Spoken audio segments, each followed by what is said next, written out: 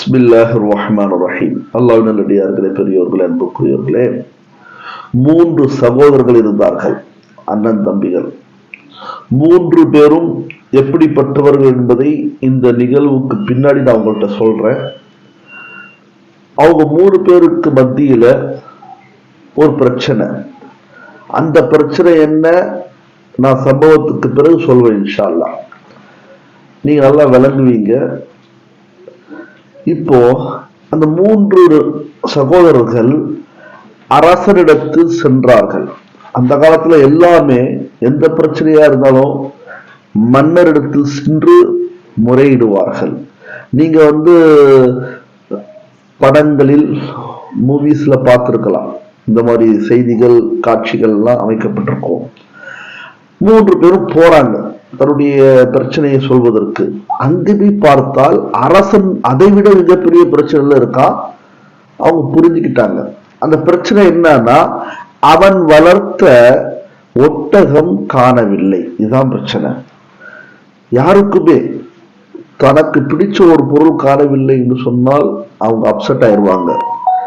அதே மாதிரி அரசன் போன்ற நபர்கள், மன்னர் போன்றவர்கள், பெரும் பெரும் செல்வந்தர்கள் தனக்கு பிடித்த பொருள், தனக்கு வேண்டிய பொருள் அது தன்னை விலகி செல்லும் பொழுது மிகவும் மனம் நொந்து விடுவார்கள், மனம் உடைந்து விடுவார்கள். இந்த நிகழ்வை அவர்கள் காணுகிறார்கள். காணும் பொழுது ஒரு தம்பி சொன்னாரு, அந்த ஒட்டகத்துக்கு கண் இல்லையா, ஒரு கண்ணுன்னு சொன்னார். மண்ணுடைய பாறை மேல பட்டது. கொஞ்சம் சந்தேகம் வந்துச்சு, ஒருவேளை இவன் தூக்கியிருப்பானோ. இன்னொரு தம்பி சொன்னாரு, அந்த ஒட்டகம் நொண்டியா, ஒரு கால் இல்லாத ஒட்டகமா, நொண்டியான்னு கேட்டாப்ல. இன்னும் சந்தேகம் மிகைத்தது, கூடியது.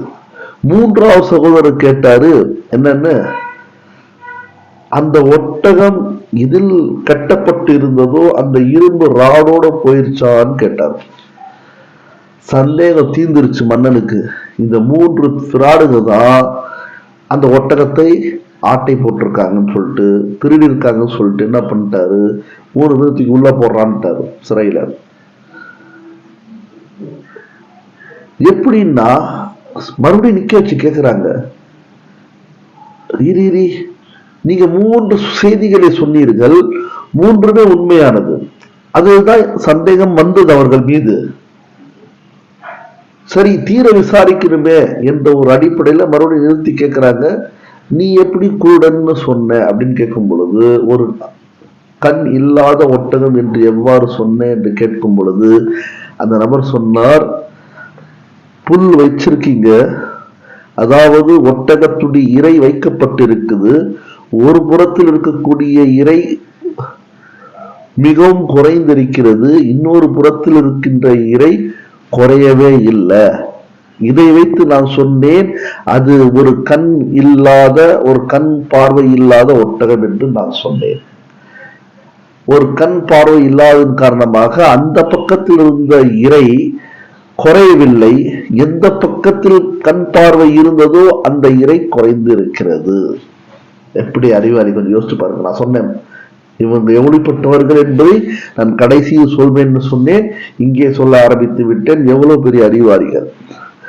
2வது நபர் சொன்னா, நீ எப்படா சொன்ன, நொண்டியான்னு கேட்டிய, ஒரு கால் ஊனமுற்ற காலான்னு கேட்டிய அப்படின்னு சொல்லும் பொழுது அவன் சொன்னா, மன்னா, அந்த ஒட்டகம் போயிருக்குது, அந்த ஒட்டகத்துடைய 4 காலடி இல்ல, 3 காலடி தான் இருக்குது. அப்ப அது ஒரு கால் பூமியில படல, நொண்டியா இருக்குமோன்னு நான் கேட்டேன். இதை வைத்து அவன் எவ்வளவு பெரிய புத்திசாலி, கொஞ்சம் யோசிச்சு பாருங்க.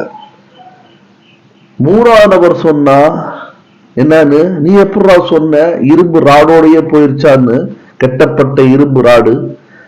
மன்னா, கீழே தரைய பாருங்க, கவனிச்சு பார்த்தா தெரியுது, 2-3 காலடி படுது, நடுவில் ஒரு கோடு போயிட்டே இருக்குது. அப்ப என்ன, இரும்பு ராடை இழுத்து கொண்டே அந்த ஒட்டகம் சென்றிருக்கிறது என்ற அடையாளத்தின் காரணமாக சொன்னேன் என்று தன்னுடைய அறிவை பயன்படுத்தினார்கள். இப்ப நாங்க என்ன சொல்ல வரோம்னா, 3 பேர் தன்னுடைய பிரச்சனைக்காக மன்னனிடத்தில் வந்திருக்கிறார்கள். ஆனால் அவர்களோ பெரிய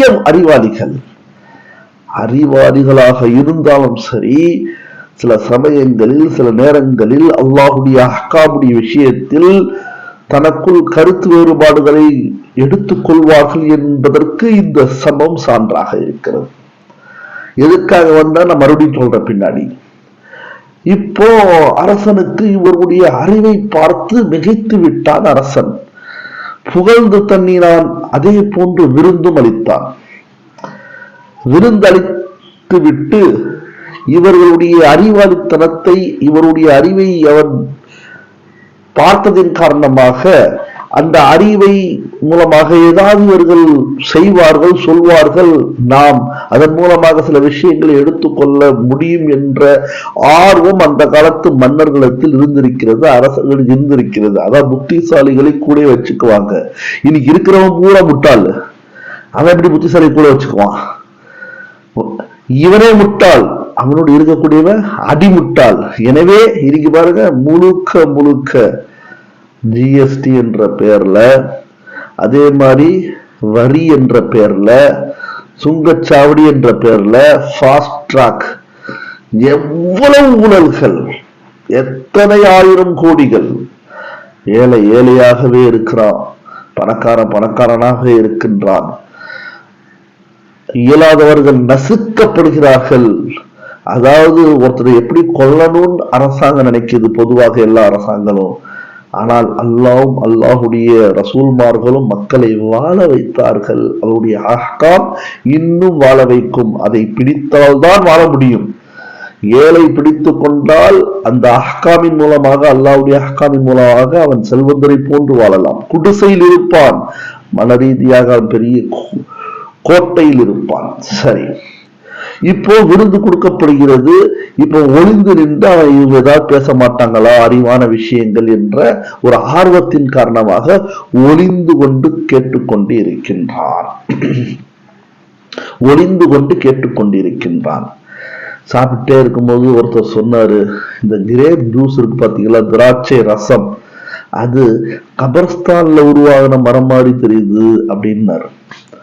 இன்னொருத்தர் சொன்னா, இந்த ஆட்டுக்கறி இருக்குது, இது நாயுடைய பாலை குடிச்சிருக்க மாதிரி தெரியுதுன்னா.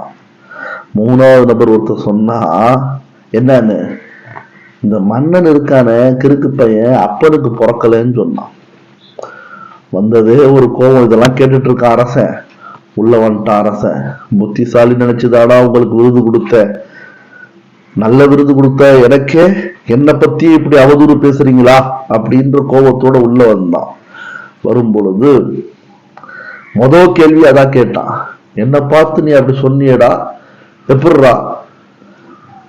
மன்னா, எனக்கு தோன்றதை நான் சொல்லியிருக்கிறேன், ஆனால் அது உண்மையாக இருக்கும், உன்னுடைய தாயிடத்தில் போய் கேட்டுப்பார் என்று சொல்லும் பொழுது, உண்மையிலேயே தாயிடத்தில் விசாரிக்கும் பொழுது மன்னன் அவங்க தாயிடத்திலிருந்து வந்த பதில் என்ன, உன் அப்பனுக்கு பிள்ளை இல்லை, அவனுக்கு பிறகு ஆட்சி செய்ய ஒரு ஆள் தேவை.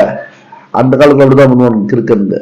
அதனால நான் உன்னை பெற்றெடுத்தது வேறொரு நபரின் மூலமாகத்தான் என்பதாக அந்த தாய் சொல்ல, மன்னனுக்கும் ஆச்சரியம். கொஞ்சம் யோசிச்சு பாருங்க, எந்த அளவுக்கு பதவி வெறி அந்த காலத்திலும் இருந்திருக்கிறது, இந்த காலத்திலும் இருக்கிறது.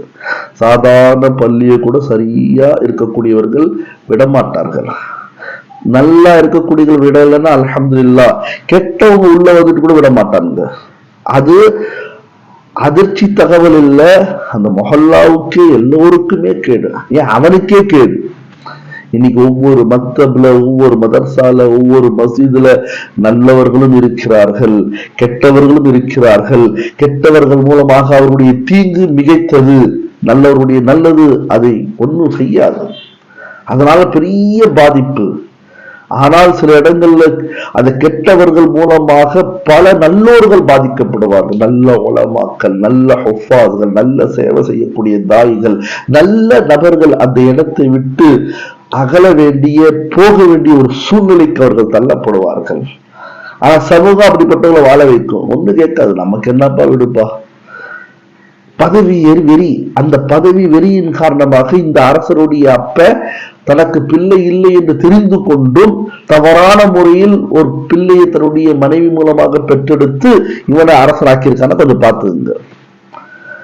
அவன் கேட்டா, மன்ன நீ எப்படா சொன்ன கரெக்டா இது? அவர் என்ன சொன்னா தெரியுமா? நீ அப்படிப்பட்டவராக இருந்ததால் தானே நாங்க பேசுறது ஒட்டு கேட்கிற. நீ ஒட்டு கேட்டதன் மூலமாகத்தான் நான் இதை தெரிந்து கொண்டேன். அவன் ஒட்டு கேட்கிறவள என்ன அது நினைச்சிடாதீங்க. ஆனா நல்லவன் ஒட்டு கேட்க மாட்டான், நல்லது அவதூறு பரப்ப மாட்டான், நல்லவன் இட்டு கட்ட மாட்டான், புறம் பேச மாட்டான், முதுகுக்கு பின்னாடி குத்த மாட்டான், துரோகியா இருக்க மாட்டான், உறவுகளிலும் சரி நண்பர்களிலும் சரி. இவங்கெல்லாம் யாரு கேடு கட்ட வந்தா இந்த கேடு கட்ட வேலை செய்வான். மன்னா நீ நாங்க என்ன பேசுறோம் நீ கேட்ட இல்லையா, அதை வச்ச சொன்னேன்னா அந்த அறிவாளி. சரா நீ எப்ப திராட்சை கபலஸ்தான்ல வளர்ந்ததுன்னு சொன்ன?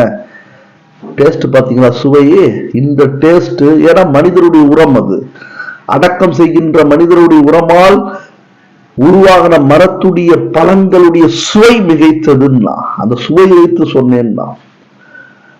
இன்னொருத்த சொன்னா இல்லையா, இந்த ஆட்டு கறி நாயுடைய பாலை குடிச்சிருக்குன்னு அதை விசாரிக்கும் பொழுது உண்மைன்னு தெரிஞ்சு எவன்ட்டு ஆடு வாங்கினாங்களோ அவன் சொன்னா இவனுடைய இந்த ஆட்டுடைய தாய் இறந்துருச்சு, தாயாடு.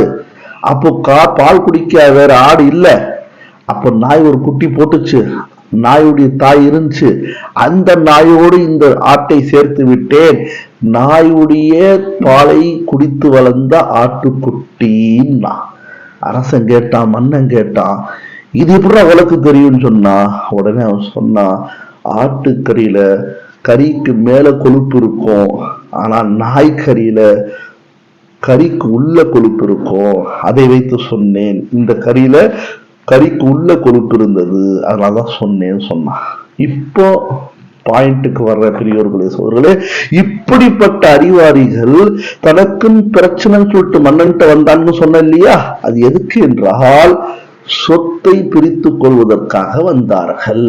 அப்ப கொஞ்சம் யோசிச்சு பாருங்க, இவ்வளவு பெரிய அறிவாளிகள், இவ்வளவு பெரிய புத்திசாலிகள், இவ்வளவு பெரிய திறமையாளிகள் தனக்குள்ள தன்னுடைய தகப்பனோ தந்தையோ தாயோ விட்டு சென்ற சொத்தை பிரிக்கக்கூடிய விஷயத்துல பிரச்சனை வந்துருச்சு.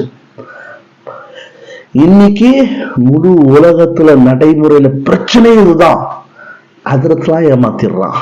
நல்லா ஏமாறுங்க. சில ஹஜ்ரத் ஏமாத்துறான், சில ஹஜ்ரத் ஏமாறுறான். நான் ஏமாந்த ஹஜ்ரத்ல ஒரு ஆளா இருக்கேன், அல்ஹம்துலில்லாஹ் விடுங்க. இது உண்மை. அல்லாஹ் அந்த வராசத்துடைய சொத்தை பற்றி சொல்லும்போது சொல்வான், அதுக்கு பேரே கிதாபுல் ஃபராயித் என்ற பெயர். ஃபர்து பாடங்கள் என்பது அர்த்தம்.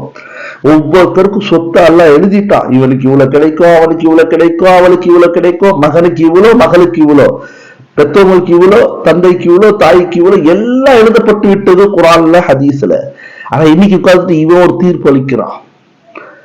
அவனுக்கு ஏற்றதை எடுத்துக்கிட்டு தனக்கு கீழே உள்ளவங்களை தனக்கு மேலே உள்ளவங்களுக்கு ஏதோ ஒன்று தர்றாங்க. இந்த பிரச்சனைக்காகத்தான் இந்த 3 பேரும் வந்தார்கள். ரசூலுல்லாஹ் ஸல்லல்லாஹு அலைஹி வஸல்லம் சொன்னாங்க, லா வசியத்தலில் வாரிசி, வாரிசீன்களுக்கு யாரும் வசியத் செய்ய முடியாது. என்ன எந்த அர்த்தம்? அத்தா அம்மா இருக்கும்போது இந்த பையனுக்கு இது கொடுத்துடுறோம் கூடாது. அதே மாதிரி அத்தா அம்மா இருக்கும்போது இந்த இடம் இவனுக்கு கூடாது. அந்த அத்தா அகரத்தா இருந்தாலும் சரி, யாரா இருந்தாலும் சரி கூடாது, கொடுக்க முடியாது. அண்ணனுக்கு என்னவோ அதான் தம்பிக்கு, அக்காக்கு என்னவோ அதான் தங்கச்சிக்கு. எனவே யாரையும் ஏமாற்றுவார்கள் என்று சொன்னால் அல்லாஹ்வுடைய அஸாப் இறங்கும் என்பதை விலகி கொள்ளுங்கள் பெரியோர்களே சோதரர்களே. வராசத்துடைய மால் உரியவங்களுக்கு போய் சேர வேண்டும். எனவே வாரிசீன்களுக்கு வசியத் செய்தால் மற்ற எல்லா பங்குதாரர்கள் எல்லாரும் ஏற்றுக்கொண்டால் கூடும். ஆனா எல்லாருமே பாலிகா இருக்கணும். வாரிசீன்கள் அவர்கள் எல்லாம் ஏற்றுக்கொண்டால் கூடும், இல்ல கூடாது. அதுல சில பேர் வயதுக்கு வராதவர்கள் என்று சொன்னால் அவர்களுடைய சொத்தை எடுக்க முடியாது. வசியத்துல பிரிவு சட்டம் நெறியாக இருக்கிறது பெரியோர்களே சோதரர்களே. இவ்வளவு பெரிய அறிவாளிகள் இந்த முழு சம்பவத்துல பாருங்க, ஒரு விஷயத்தை பார்த்தே கண்டுபிடிக்கக்கூடிய ஆற்றல் உள்ளவர்களுக்கு தன்னுடைய தகப்பனாருடைய சொத்தை பிரித்து எடுத்துக்கொள்ளக்கூடிய விஷயத்தில் பிரச்சனை. அந்த பிரச்சனைக்காக மன்னன்ட்ட வந்தா மன்னனால இவ்வளவு பிரச்சனை. மன்னனே முட்டாளா இருக்கான். அந்த காலத்து மன்னனே முட்டாளா, இந்த காலத்து ஆளுங்களை என்ன சொல்வது, அடிமுட்டாள். எனவே அல்லாஹு தாலா ஒரே ஒரு கோட்பாடை வைத்திருக்கின்றான். எவன் அல்லாஹ்வுடைய வழியில் செல்வானோ, அல்லாஹ்வுடைய ரசூல் காட்டிய வழியில் நடப்பானோ, அவர்கள் தான் வெற்றி பெறுவார்கள், மற்றவர்களாம் அழிந்து விடுவார்கள் என்பதற்கு எல்லா உம்மத்திற்கும் படிப்பினையாக பல சம்பவங்கள் நமக்கு முன்னால் இருக்கிறது. ஃபிரௌன் அழிந்தான், மூசா ஜெயித்தார்கள். நம்ரூத் அழிந்தான், இப்ராஹிம் அலைஹிஸ்ஸலாம் ஜெயித்தார்கள். அபூ ஜஹல் அழிந்தான், ரசூலுல்லாஹி ஸல்லல்லாஹு அலைஹி வஸல்லம் ஜெயித்தார்கள். இதை சொல்லிக்கிட்டே போகலாம். அல்லாஹு தஆலா அப்படிப்பட்ட ஒரு அறிவான வாழ்க்கையை வாழக்கூடிய தௌஃபீக்கை அல்லாஹ் தந்தருவானாக. ஆமீன். வாஹிரு அல்ஹம்துலில்லாஹி ரப்பில் ஆலமீன். அஸ்ஸலாமு அலைக்கும் வரஹ்மத்துல்லாஹி வபரகாத்துஹு.